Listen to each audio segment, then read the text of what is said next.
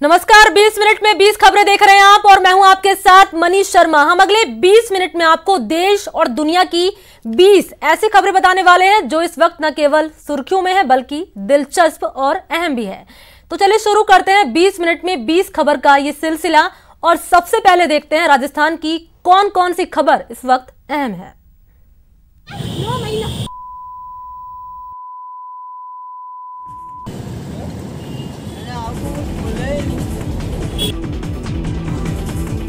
इन तस्वीरों में एक लड़की एक लड़के को पीटती नजर आ रही है। इस वायरल वीडियो को लेकर अभी तक किसी ने पुलिस में शिकायत तो दर्ज नहीं कराई है, लेकिन इस वीडियो से इतना अंदाजा हो रहा है कि ये लड़का लड़की का पीछा कर रहा था, उस पर फप्तियां कस रहा था। लड़के की इसी हरकत पर लड़की का गुस्सा भड़का और उसने लड़के को सरेआम पीट दिया। खास बात यह कि इस दौरान किसी ने बीच बचाव करने की कोशिश नहीं की, उल्टे इस मनचले की पिटाई का वीडियो बनाते रहे।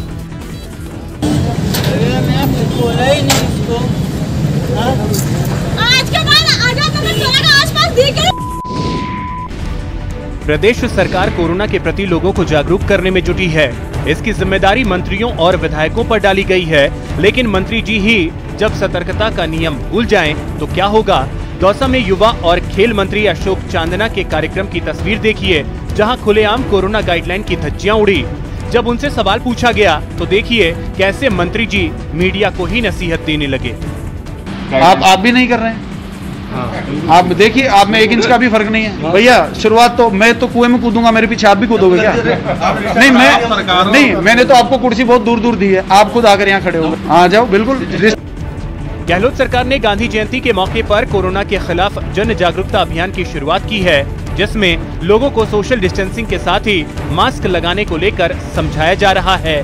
सरकार का ये अभियान 31 अक्टूबर तक चलेगा। अजमेर में रविवार की शाम हाथरस कांड के विरोध धरना प्रदर्शन और कैंडल मार्च का आयोजन किया गया। इस दौरान बड़ी संख्या में वाल्मीकि समाज के लोग इकट्ठा हुए और हाथरस की पीड़ित लड़की के लिए इंसाफ की मांग की। इंसाफ और विरोध के लिए इस तरह के प्रदर्शन आम बात है, लेकिन जिस तरह से लोगों ने कोरोना संक्रमण से बचने के लिए बनाए गए नियमों की अनदेखी की है वो हैरान करने वाली है। यहाँ ना तो किसी ने ठीक से मास्क पहना था और न ही सोशल डिस्टेंसिंग की परवाह की, बस अपनी बात कहते रहे, नारेबाजी करते रहे।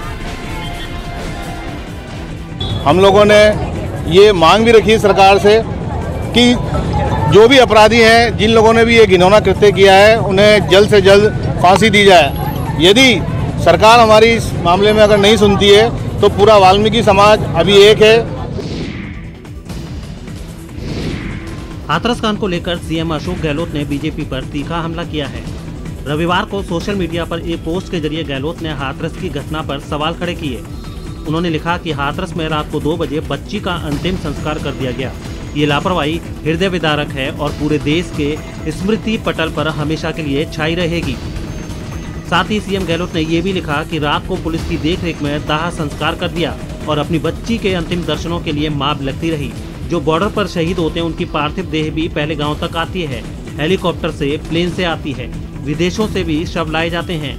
ये सम्मान देने की बात हमारे देशवासियों के संस्कार, संस्कृति और धार्मिक मान्यताओं के आधार पर हमेशा रही है। लेकिन बीजेपी के शासन में जो कुछ भी हुआ उसे देखते हुए ये सवाल उठता है कि बीजेपी किस हिंदू संस्कृति की बात करती है। राजस्थान के चिकित्सा एवं स्वास्थ्य मंत्री रघु शर्मा ने टोंक के देवली में ट्रॉमा अस्पताल का दौरा किया। इस दौरान चिकित्सा मंत्री रघु शर्मा ने अस्पताल में मौजूद सुविधाओं का जायजा लिया, साथ ही कोरोना संक्रमित रोगियों का ट्रीटमेंट किस तरह से किया जा रहा है इसकी पूछताछ भी की। ट्रॉमा अस्पताल के निरीक्षण के दौरान चिकित्सा मंत्री कई बार नाराज नजर आए और उन्होंने अस्पताल प्रशासन के लोगों को जरूरी दिशा निर्देश भी दिए। रघु शर्मा कोरोना संक्रमण के खिलाफ जन आंदोलन की शुरुआत के लिए टोंक पहुंचे थे। यह राजकीय महाविद्यालय के खेल मैदान में उनका कार्यक्रम था, लेकिन उस कार्यक्रम से पहले ही वो देवली अस्पताल पहुंच गए थे। आपको बता दें कि टोंक में बड़ी संख्या में मेडिकल स्टाफ भी कोरोना संक्रमण का शिकार हुआ था, जिसकी वजह से चिकित्सा मंत्री ने अस्पताल का दौरा किया। कोरोना काल ने जीवन के हर पहलू पर अपनी छाप छोड़ी है। बेटे बेटी का रिश्ता तय करने के लिए पहले जहां लोग बड़े होटलों का रुख करना अपनी शान समझते थे, लेकिन कोरोना का डर उन्हें फिर से प्रकृति के करीब ले आया है। अलवर के कंपनी बाग में इन दिनों खास चहल पहल है, जहां लोग अपने बच्चों की शादी तय करने के लिए पहुंच रहे हैं। होटल और धर्मशालाओं की बजाय फिर से कंपनी बाग अलवर शहर में लड़का लड़की देखकर रिश्ता तय करने का पसंदीदा ठिकाना बन रहा है। कौन लोग आते हैं? सभी आते हैं तो वैसे शहर से भी गांव से भी आते हैं। गांव के ज्यादा आते हैं, शहर के थोड़ा सा ये है कि गांव के को होटल करो कहीं करो, यहाँ आराम से आजकल घरों में किसी के जाने नहीं जाए। बढ़ती महंगाई और संक्रमण की आशंका कंपनी बाग को उसके पुराने दिन लौटा रहे हैं, जब उसके आंगन में बैठकर अभिभावक अपनी औलाद की शादी तय करते थे। कोरोना के कारण ही सही, लोगों को प्रकृति का सानिध्य मिल रहा है और एक साथ अपने लोगों से मिलने का मौका भी।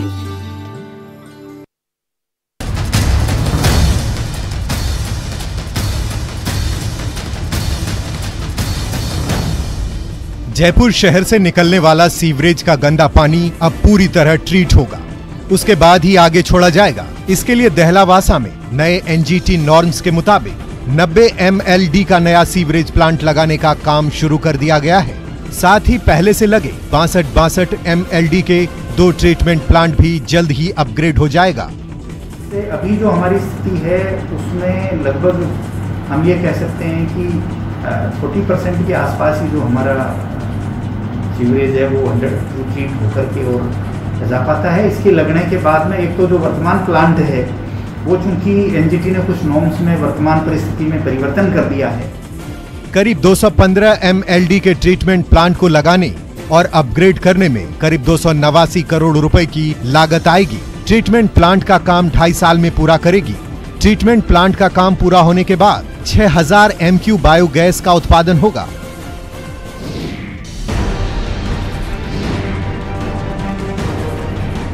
कोरोना संक्रमण ने न सिर्फ सामान्य जिंदगी पर असर डाला है, बल्कि त्योहारों को भी प्रभावित किया है। सोशल डिस्टेंसिंग के कारण कई त्योहारों पर ब्रेक लगी है, तो अब दीपावली के पटाखों पर भी ग्रहण लगने की आशंका है। स्वास्थ्य से जुड़े लोगों को आशंका है कि दीपावली के पटाखों से कोरोना संक्रमित मरीजों की हालत और खराब हो सकती है।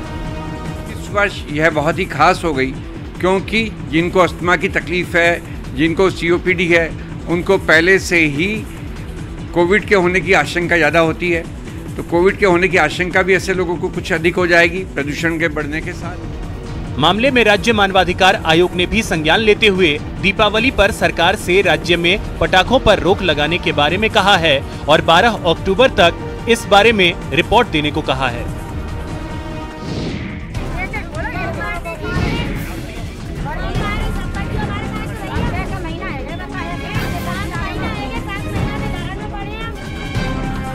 दीग कस्बे में प्रशासन के खिलाफ प्रदर्शन करने वाले ये दिहाड़ी मजदूर हैं, जो इस बात से नाराज हैं कि नगर पालिका के अधिशासी अभियंता के आदेश पर सोमवार को लगने वाले साप्ताहिक बाजार पर रोक लगा दी गई है। इन मजदूरों का कहना है कि अगर हाट बाजार नहीं लगेंगे तो उन्हें काम कहाँ मिलेगा। कोरोना संकट की वजह से पिछले 8 महीने से उन्हें मजदूरी नहीं मिल रही। ऐसे में अगर रोजगार का ये मौका भी छिन गया तो वो भूखे मर जाएंगे। 8 महीने हो गए बैठे बैठे, हम कहाँ तक बैठे रहे हम। 8 महीने चालू किया जाए और हमको जो रोजगार है वो दिया जाए। क्या हम सोशल डिस्टेंसिंग का पालन करेंगे, सैनिटाइजर भी रखेंगे। हम लोगों ने 10,000 20,000 के लोन ले रखे हैं, ग्रुप लोन ले रखे हैं, इनको हम कहाँ से भरे। कोई भिंडी बेच रहा है, कोई पालक बेच रहा है। आजकल स्थिति ऐसी खराब है कि बिना भुखमरी के मरने के कगार पे, बच्चों कहाँ से पाले। तो चलिए 20 मिनट में 20 खबर में राजस्थान की खबरों के बाद अब बात करते हैं देश भर की कुछ अहम खबरों की। पश्चिम बंगाल की उत्तर 24 परगना जिले में बीजेपी नेता मनीष शुक्ला की गोली मारकर हत्या कर दी गई। मनीष की हत्या के बाद बीजेपी कार्यकर्ताओं में गुस्सा है। मनीष शुक्ला की रविवार शाम उस वक्त हत्या कर दी गई जब वो पार्टी ऑफिस जा रहे थे। हैरानी की बात ये कि मनीष को टीटागढ़ पुलिस स्टेशन के पास गोली मारी गई थी, जहां से उन्हें अपोलो अस्पताल ले जाया गया और इलाज के दौरान उन्होंने दम तोड़ दिया। बीजेपी नेता की हत्या की खबर मिलते ही सैकड़ों की तादाद में बीजेपी कार्यकर्ता सड़कों पर उतर आए और ममता सरकार के साथ साथ पश्चिम बंगाल पुलिस के खिलाफ जमकर नारेबाजी की। पश्चिम बंगाल बीजेपी ने शुक्ला की हत्या के लिए टीएमसी को जिम्मेदार ठहराते हुए सीबीआई जांच की मांग की। उत्तराखंड में पर्यटक स्थल खोले जाने के बाद से गंगोत्री धाम में भी लगातार श्रद्धालुओं की संख्या बढ़ती जा रही है। अब मंदिर परिसर से लेकर गंगा घाटों पर श्रद्धालुओं की तादाद देखी जाने लगी है। श्रद्धालुओं को भी लंबे समय से मंदिर खुलने का इंतजार था। गंगोत्री धाम में सुबह और शाम की आरती में श्रद्धालु पुण्य अर्जित कर रहे हैं। बहुत अच्छा लग रहा है यहाँ पे आके। हम जब यहाँ पे सुबह सुबह हम मंदिर में आए तो ये सनराइज़ का जो हमें यहाँ पे सीन मिला वो बहुत अच्छा था। तो धन्यवाद देना चाहूँगा मैं उत्तराखंड सरकार का, जिन्होंने अब जो है यात्रा खोल दी है और पर्यटक यहाँ पे आएंगे। कोरोना काल के बाद काफ़ी समय तक जो है बंद रहा और अब खुलने के बाद बहुत ही अच्छे से दर्शन हो पा रहे हैं मंदिर के। हमने बहुत ही अच्छी तरह से दर्शन किए। गंगोत्री धाम में श्रद्धालुओं के आने से अब व्यापारियों के चेहरे पर भी रौनक लौट आई है। पिछले लंबे समय से दुकानें और होटल के बंद होने से व्यापारी भी निराश थे। चीन ने चेतावनी जारी करते हुए बताया कि कोरोना की दूसरी लहर अमेरिका, ब्रिटेन और भारत में कहर बरपा सकती है। ब्रिटेन की वेबसाइट express.co.uk की रिपोर्ट के मुताबिक चीन ने चेतावनी दी है कि सर्दियों में तापमान गिरने के साथ कोरोना की दूसरी लहर घातक साबित हो सकती है। चीन के सरकारी अखबार ग्लोबल टाइम्स ने अमेरिका, ब्रिटेन और भारत को कोरोना की दूसरी लहर से सबसे ज्यादा खतरा बताया है। ये तीनों देश कोरोना की सबसे ज्यादा मार झेल रहे हैं और इन देशों में कोरोना से मौतों का आंकड़ा भी सबसे ज्यादा है। लेकिन अब चीन के सरकारी ग्लोबल टाइम्स ने दावा किया है कि कोरोना की दूसरी लहर इन देशों के लिए खतरनाक बन सकती है। दुनिया में कोरोना का पहला मामला चीन के वुहान में पिछले साल दिसंबर में आया था, जिसके बाद इसने दुनिया भर के कई देशों को अपनी चपेट में ले लिया और अब इसकी दूसरी लहर का भी अनुमान लगाया जा रहा है। बढ़ते आगे, अब बात करते हैं सबसे आखिर में कुछ अंतर्राष्ट्रीय खबरों की। कोरोना वायरस से जूझ रहे अमेरिकी राष्ट्रपति डोनाल्ड ट्रंप रविवार शाम अचानक अपने हॉस्पिटल वॉल्टर रीड से बाहर निकल आए और वहां पहले से मौजूद प्रशंसकों का अभिवादन स्वीकार किया।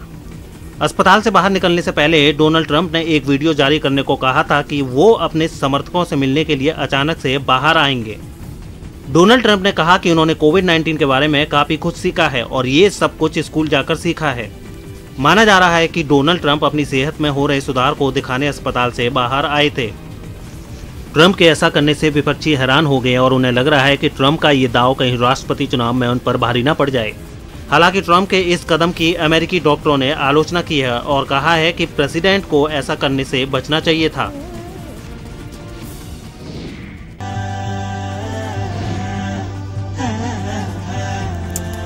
सऊदी अरब में 7 महीने बाद रविवार से मुस्लिमों के धार्मिक स्थल मक्का को उम्रा के लिए खोल दिया गया है। इसके लिए जरूरी सावधानियों का ध्यान रखा गया है। आपको बता दें, धार्मिक स्थल मक्का को 3 चरणों में खोलने की योजना है। पहले चरण में सऊदी के 6000 लोगों को जाने की इजाजत है। दूसरे स्टेज में 18 अक्टूबर के बाद ज्यादा से ज्यादा 15,000 जायरीनों को नमाज के लिए 40,000 लोगों को इजाजत दी जाएगी। उम्रा के लिए लोगों को मोबाइल एप्लीकेशन से आवेदन करना होगा ताकि भीड़ से बचा जा सके। सऊदी से बाहर के जायरीन 1 नवंबर से मक्का जा सकेंगे। वैसे आपको बता दें, सऊदी अरब में अब तक 3,35,000 से ज्यादा लोग कोरोना से संक्रमित हो चुके हैं और यहाँ 4,850 लोगों की मौत भी हुई है। रही बात उम्रा की, तो हर साल पूरी दुनिया से लाखों मुसलमान यहाँ पहुँचते हैं। कोरोना के चलते इस साल सऊदी में रहने वाले केवल 1,000 लोगों को ही हज की इजाजत दी गई थी।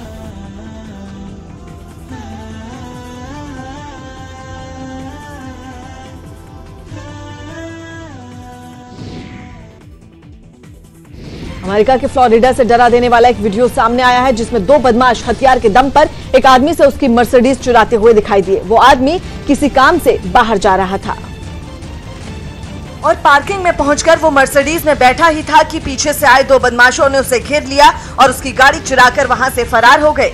चोरी की पूरी वारदात मकान में लगे सीसीटीवी में कैद हो गई, जिसकी फुटेज में साफ दिखा कि जैसे ही वो आदमी मर्सिडीज में बैठा, तभी 2 बदमाश वहां भागते हुए पहुंचे। एक ने गाड़ी का दरवाजा खोलकर उसे बाहर निकाला, तो दूसरे ने पिस्तौल के दम पर उसे जमीन पर बैठने की धमकी दी। उस आदमी ने भी अपनी जान बचाने के लिए बगावत नहीं की। जिस बदमाश के हाथ में पिस्तौल थी, उसने मर्सिडीज मालिक के सिर पर वार भी किया। इस बीच पहला बदमाश मर्सिडीज में बैठ गया और उसे पार्किंग से बाहर निकालता दिखाई दिया। मर्सिडीज चोरी करने के दौरान दूसरा बदमाश उसके मालिक को बंदूक दिखाकर लगातार डराता रहा। कोरोना संकट के बीच ब्राजील के मनौस में लोगों के लिए शर्तों के साथ ओपेरा हाउस खुल गए। महामारी की वजह से वहां ओपेरा हाउस पर पिछले 6 महीनों से रोक लगी, जिसमें छूट मिलते ही महीनों से घरों में कैद लोग अपना पसंदीदा संगीत सुनने ओपेरा हाउस पहुंच गए। सामने आई कुछ तस्वीरों में मनौस शहर में बने एक खूबसूरत ओपेरा हाउस के बाहर कई लोग कतारों में खड़े होकर अपनी बारी का इंतजार करते दिखे और अंदर पहुंचने के बाद जैसे ही कार्यक्रम शुरू हुआ, लोग उस संगीत में पूरी तरह डूब गए। हालांकि कोरोना के खतरे को देखते हुए वहां क्षमता के सिर्फ 50% लोगों को ही आने की मंजूरी दी गई। एहतियात के तौर पर उन्हें एक दूसरे से कुछ दूरी पर ही बिठाया गया। De 344 lugares nós temos disponíveis durante os espetáculos। इतना ही नहीं, ओपेरा हाउस के कर्मचारी वहां पहुंचे हर व्यक्ति के शरीर का तापमान मापते दिखे और सैनिटाइजर से उनके हाथ भी साफ करवाते दिखे।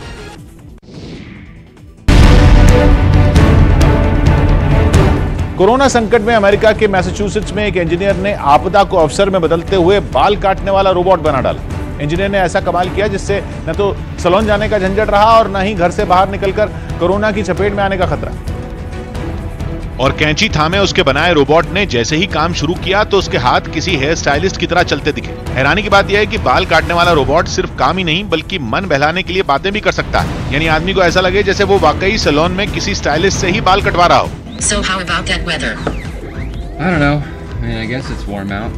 रोबोट से बाल कटवाने की शुरुआती कुछ कोशिशें नाकाम रही, लेकिन उसके बाद उसने पकड़ बना ली। वो भी ऐसी कि वो कोई बेसिक हेयर कट नहीं करता बल्कि अलग अलग ऑप्शन में चुना जा सकता है कि रोबोट से कौन सा स्टाइलिश हेयर कट कराना है। हालांकि रोबोट के बाल काटने की अपनी कुछ सीमाएं हैं, लेकिन उसे दुरुस्त करने पर काम किया जा रहा है।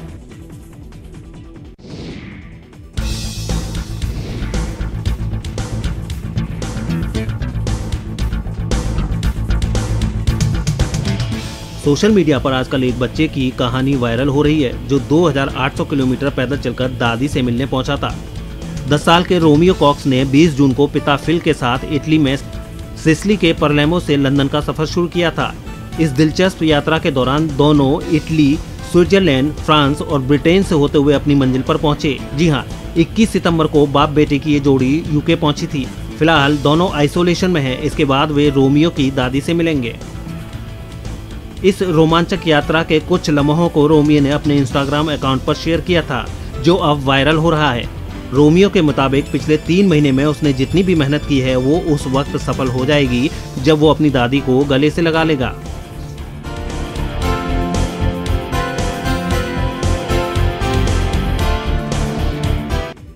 फ्रांस में आसमान में उड़ने वाली एक ऐसी टैक्सी पेश की गई जो चलती भी बिजली से। दावा है कि ये टैक्सी इको फ्रेंडली तो है ही, इससे घंटों का सफर भी मिनटों में तय हो जाएगा। और जब उस एयर टैक्सी को दुनिया के सामने पेश किया गया तो वो किसी हेलीकॉप्टर की तरह नजर आई। टैक्सी के ऊपर एक बड़ी रिंग पर कई छोटे छोटे पंखे लगे दिखे। आसमान में वो बिना किसी दिक्कत के उड़ती नजर आई। जर्मनी की कंपनी वोलोकॉप्टर का दावा है कि उसकी बनाई एयर टैक्सी में एक से एक खूबियां हैं। It is safe, it is all electric and incredibly quiet. Air taxi में पायलट के अलावा एक यात्री सफर कर सकता है। बताया गया कि वो 200 किलो तक का भार आराम से उठा सकती है। इतना ही नहीं, वो 110 किलोमीटर प्रति घंटा जितनी तेज रफ्तार तक उड़ सकती है। यूरोप के देश स्वीडन में बिजली से चलने वाली एक स्मार्ट टैक्सी का टेस्ट रन किया जा रहा है। अहम बात यह कि इलेक्ट्रिक होने के साथ ही ये गाड़ी 5G तकनीक से लैस है, जिसे चलाने के लिए ड्राइवर की भी जरूरत नहीं। इसलिए राजधानी स्टॉकहोम में सड़क पर दौड़ती उस टैक्सी का स्टीयरिंग व्हील अपने आप चलता नजर आया। लेकिन ये किसी हॉरर फिल्म का सीन नहीं बल्कि तकनीक का कमाल है। लोग ड्राइविंग सीट पर बैठकर बातें करते रहे और गाड़ी खुद ब खुद मंजिल पर निकल गई। स्टीयरिंग के पास लगी एक स्क्रीन पर लगातार रास्ता दिखता रहा और सड़क पर कहीं भी टकराए बिना टैक्सी चलती रही। रास्ते पर नजर रखने के लिए उस पर कैमरा भी लगा दिखा। टैक्सी के 2 हफ्ते के ट्रायल के दौरान लोग उसमें सफर का मजा ले सकते हैं। तो अब रुक करते हैं जयपुर का। शहर से निकलने वाले सीवरेज का गंदा पानी जल्द ही पूरी तरह ट्रीट होकर छोड़ा जाएगा। इसके लिए नगर निगम ने दहलावास में 90 MLD के नए ट्रीटमेंट प्लान का वर्क ऑर्डर जो काम है वो शुरू कर दिया है।